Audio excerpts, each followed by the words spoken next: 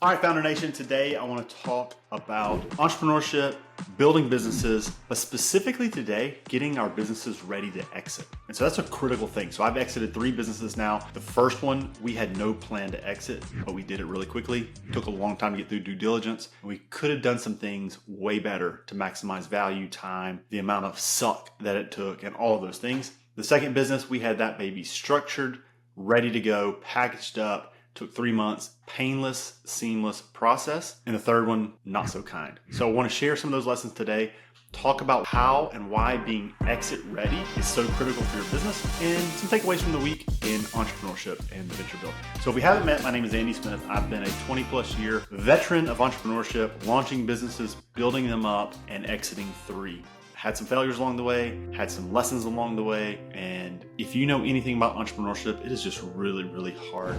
And it is difficult on a daily basis, but the journey of entrepreneurship is so rewarding, and that's what I love. And that's why I tell everyone I was an engineer, turned entrepreneur, and it changed my life forever. So let's jump in. So this was an interesting week. So we've been putting together this concept of Venture Studio. And if you're not familiar with the studio concept, it's basically an ecosystem that helps founders take their business and launch them. So as a co-founder, build them, talking about people, talking about purpose, talking about systematizing your business so that you don't have to work in the business, and then preparing that business for an exit. And a lot of those same principles apply to being exit ready. There's just a few interesting tweaks. My story is one that I could have never thought would have occurred going all the way back to 2007. My partner, co-founder, and I, Hans van der Posch, we started a business, and we simply started that business to make a salary for ourselves and to be entrepreneurs. That was it. We didn't have any big visions of exiting. Didn't even think the market was that big to be able to exit. We thought the total market size was around 5 million. We found ourselves in year 3 doing almost $10 million in revenue. So market size, the total market size, we were doing double that in year 3.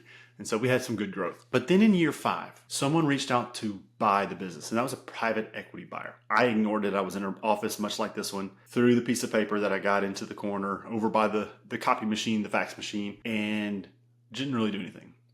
A few weeks later, another buyer, a strategic buyer, reached out who wanted to acquire our business. Now, a strategic buyer is different from private equity. Private equity is a financial buyer. They come in, they buy at a certain price, they grow it, and then they sell the business. Strategic buyers come in and you typically add complementary value to them, but they add complementary value to you as well. For example, we have a niched product that they don't have. A strategic buyer might acquire your business to plug you into that system. So that was the situation. So we didn't know there was a such thing as the brokers and who could help us. We had to run our own process. And we ended up talking to both firms, evaluating both firms, and we chose the private equity buyer. Now, was that good, bad, or ugly? I don't know. I don't think you can go back and look at your decisions. It doesn't matter. We're here, 15 years later, here we are. And so the moral of the story is that we didn't know how to exit a company. We spent 9 months in due diligence. When you're in due diligence to sell a business, it is really hard to focus on 2 things, and you focus on selling the business and also running the business. And those are very different, very hard things to do. I would encourage you to spend diligent time getting yourself and your business ready for that exit, even if you don't think it's ever going to happen. And frankly, even if you don't want to sell your business, because there is a thing called the 5 Ds. Death, divorce, disease, distress, and disagreement. And when those things happen, you could be forced to exit really quickly, and you need that exit plan in place. Now, business number 2, we acquired a business. We grew it for a few years. COVID happened. We saw the writing on the wall that if we don't do something, we're either going to risk dying or dumping a whole bunch of money into this business to continue to run it while we maneuver through the COVID situation. So we decided to sell it to a strategic buyer. Now, we had already exited a business, so we had the expertise, the team, the people, the systems in place, and we exited that business in 90 days. So we simply gave access to our data room. The buyer went on, evaluated our stuff, asked questions. We had 2 or 3, 4 meetings, did some negotiation. The rest was just legal paperwork. Done. Easy, buttoned up.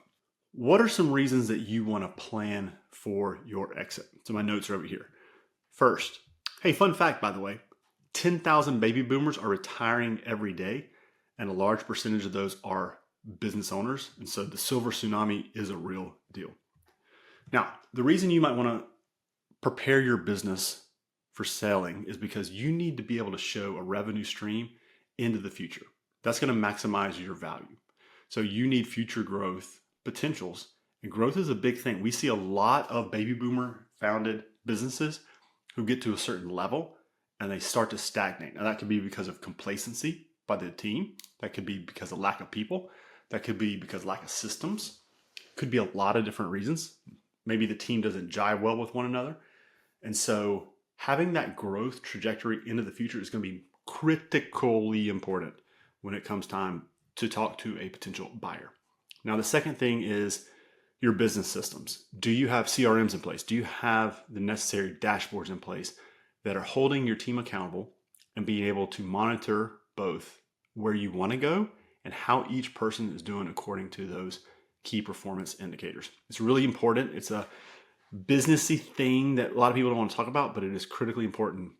And not only for the exit, also for your team. It's aligning that golden thread throughout the organization, and that is so critically important. Now, the third and final thing is finding the right buyer. Now, we went through a private equity buyer. We've been through a strategic buyer. There are all kinds of buyers. Each is very different. Each is looking for different things. So you want to know who you're looking to buy.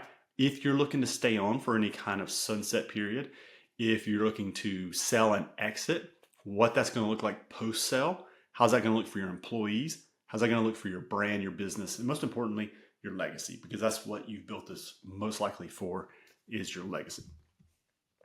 All right, friends, I think we are good for today.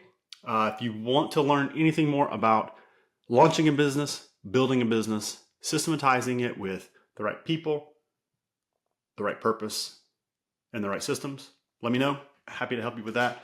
If you're looking to exit anytime, we can help you with that as well. And these are just phone calls. These are not, we're charging you anything. We just love talking to the entrepreneur ecosystem and seeing how we can help our fellow founder have the education, the wisdom to make an infinite impact on future generations ahead of us, because that's what I found to be the real love, the real passion of entrepreneurship. All right, friends, Andy Smith, thank you for being here today, and look forward to hearing from you soon.